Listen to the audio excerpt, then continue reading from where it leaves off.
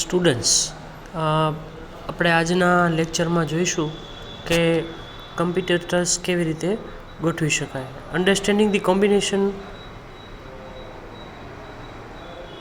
competition should be a key component of planning your SEO. તમે SEOનું જ્યારે planning કરો છો ત્યારે જે એના કી કમ્પોનન્ટ છે એ હોય છે. The first step to understand who your competitors in search results really are. First આપણે જોયું કે જે પહેલું સ્ટેપ છે એમાં આપણે કોમ્પિટિટર્સને જો ફાઇન્ડ આઉટ કરવા હોય તો આપણા કોમ્પિટિટર્સ કોણ છે એ પહેલું સ્ટેપ છે seeking the best. Are your competitors websites fully indexed by Google and Yahoo. તમારી વેબસાઇટ છે એ ગૂગલ અને યાહુમાં ફુલ્લી ઇન્ડેક્સ છે કે નહીં એ તમે ચેક કરો. એના માટે તમારે શું કરવાનું છે? There is a tool. એ ટૂલની અંદર લખેલું છે netcomponents.com જઈ અને તમારું URL તમે એન્ટર કરશો એટલે તમે એ ચેક કરી શકશો. અથવા તો તમે સાઇટ કોલન કરી અને તમારા ડોમેનનું નામ તમે લખશો તો પણ તમે ચેક કરી શકશો કે તમારું જે વેબસાઇટ છે એ ફૂલી ઇન્ડેક્સ છે કે નથી. Determining top competitors. Do their product and category pages have keyword rich page? Tries unique each page. You will really review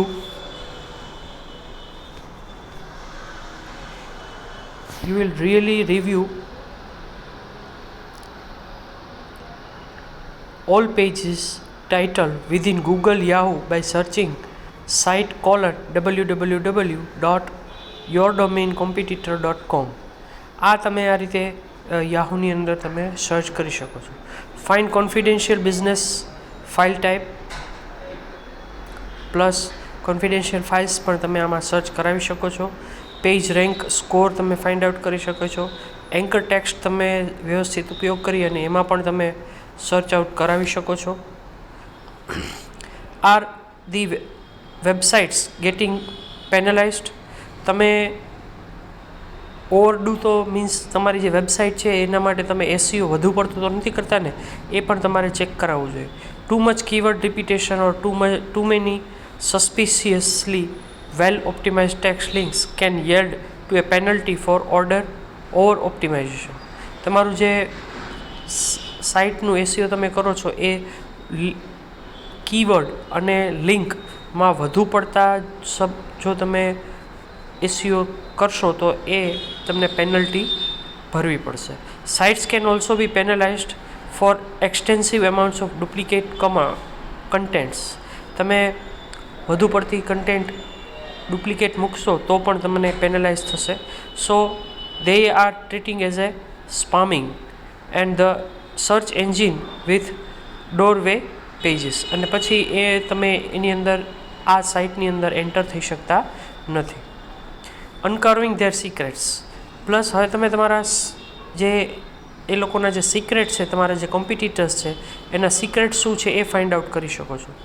vote keywords are they targeting? Who is linking to their home page or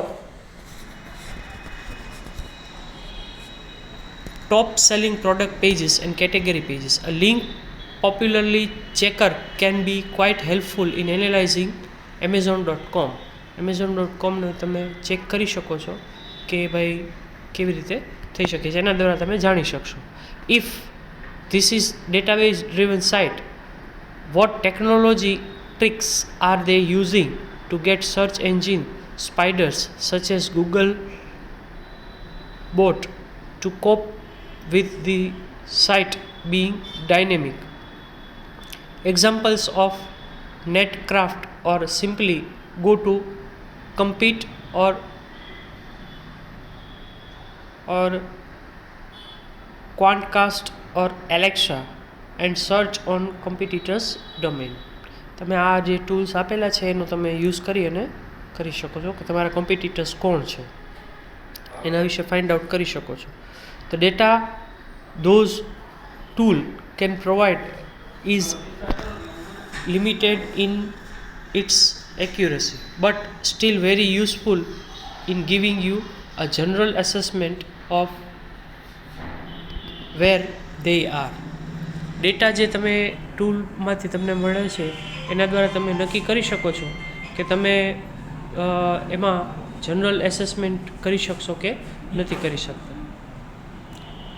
The tools are most useful when making relative comparisons. તમારે જ્યારે relative comparison કરવાનું હોય ત્યારે પણ આ ટૂલ્સનો તમે use કરી શકો છો. એના માટે તમારે ગૂગલ ટ્રેન્ડ્સ વેબસાઇટનો યુઝ કરી શકશો. Assessing historical process. હિસ્ટોરિકલ એટલે કે જે તમારી ઐતિહાસિક પ્રોસેસ છે એના દ્વારા પણ તમે એને એસઈઓ કરી શકો છો. Measuring results of SEO challenge can be challenging partly because there are so many moving parts, and partly because months can elapse between when changes are made to a site and when site results are seen in search ranking and traffic. તમે SEO જ્યારે કરો છો ત્યારે તમે જે કંઈ પણ એના જે ભાગો છે સાઇટના એમાં તમે જે ચેન્જીસ કરો છો એમાં થોડો સમય લાગી જતો હોય છે. તો એ જે સમય લાગ્યો છે એના દ્વારા તમે સર્ચ રેન્કિંગ અને એના ટ્રાફિક વિશે માહિતી મેળવી શકો છો. This difficulty only increases the importance of measuring process and being accountable for results. અને આને કારણે તમે એનું મહત્ત્વ વધારી શકો છો અને તમારું જે પ્રોસેસ છે એ પ્રોસેસને તમે સુધારી શકો છો. Being accountable for results. Maintain a timeline of site changes. Keeping a log of changes to your site is highly recommended. તમારી સાઇટમાં તમે સાઇટનો લોગ બદલી મીન્સ રાખી શકો છો અને એને કારણે તમને એમાં જે ચેન્જીસ આવે છે એ તમે એનો યુઝ કરી શકો છો. You are not keeping a timeline which could be as a simple as an online spreadsheet or as a complex as professional project management visual flow charts. જે તમારો એસઈઓ જે છે એ એસઈઓની અંદર તમે આમાં ફ્લો ચાર્ટ બનાવી શકો છો, સ્પ્રેડશીટ રાખી શકો છો અથવા એવો પ્રોજેક્ટ રાખી શકો છો જેના દ્વારા તમે એનો લોગ મેળવી શકો છો. You will have a harder time executing your SEO plan. અને એના માટે તમારે આ બધું હિસ્ટોરિકલ ડેટા તમારી પાસે હોવો જોઈએ. Sure without one you will still gauge the immediate effects of component additions, revisions, link acquisition and development changes, but there is obscured visibility into what technical modifications to the website might have altered the course of search traffic either positively or negatively. તમે જે સર્ચની ટેકનોલોજીમાં એમાં change કર્યો છે, બીજા બધામાં change કર્યો છે, તો એ બધું તમે આની અંદર મેળવી શકો છો.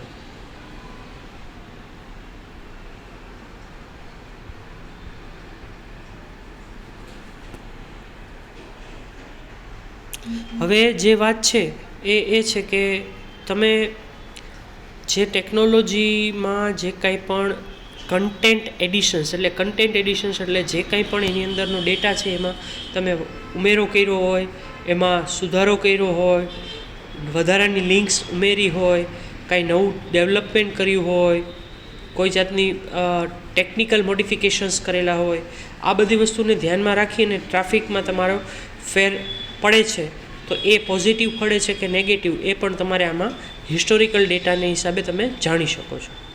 If you can't map changes both those intended to influence SEO, તમે જે કાંઈ પણ ફેરફાર કરો છો એનો તમે મેપ નથી કરી શકતા તો પણ તમે એનો એસઈઓમાં અસર શું પહોંચી એ જાણી નહીં શકો. And those for which SEO wasn't have even consideration and you will be optimizing blind and could miss powerful signals that could help dictate your strategy going forward. જો તમે હિસ્ટોરિકલ ડેટા સાચવતા નથી તો અને એને ધ્યાનમાં નથી લેતા તો એવું બની શકે છે કે તમે એક આંધળી રીતે જ એસઈઓમાં સુધારો કરી રહ્યા છો અને એને તમને એના સિગ્નલ જે પાવરફુલ સિગ્નલ છે એસઈઓના એ તમને મળી શકતા નથી. તો એને કારણે તમે તમારી જે સ્ટ્રેટેજી છે એમાં તમે શું ચેન્જીસ કરવા જોઈએ એ તમે ડિટેક્ટ કરી શકતા નથી. So there are also many scenarios in which you will want to try to establish cause and effect. છતાં પણ તમે જો આ હિસ્ટોરિકલ ડેટા મેન્ટેન નથી કરતા તો એના માટે હજી એવી ઘણી બધી પરિસ્થિતિઓ છે કે જેના દ્વારા તમે આ વસ્તુ એની અસરને સમજી શકશો. You will not be able to measure such traffic rise for fall. તમારું જે મેઝરિંગ છે ડેટાનું, બરાબર, એનામાં જે કાંઈ પણ સર્ચ એન્જિન છે એ સર્ચ એન્જિનની અંદર સર્ચ નથી થયું તો તમે એને શા કારણે તમે આમાં પડી ભાંગ્યા છો એ તમે સર્ચ કરી શકો છો.